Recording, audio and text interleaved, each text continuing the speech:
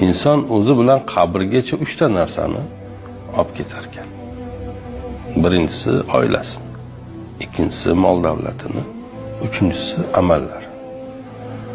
3 tadan 2 tasi ko'milgandan keyin qaytar ekan. Oilasi va mol davlat. Faqat amali qolar ekan.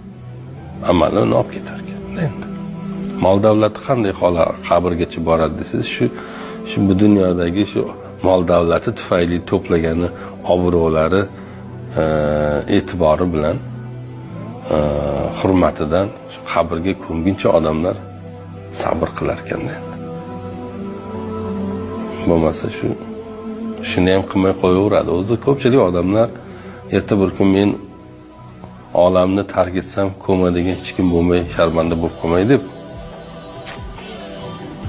bu marosimlarda ishtirok etib yurganlar ham ko'p. Men bormasam ertaga menga ham kelmaydi, ko'madiganim bo'lmaydi deb qo'rqqanidan ham kelib yurganlar bor. Bo'lmasa kelmaydi ko'p.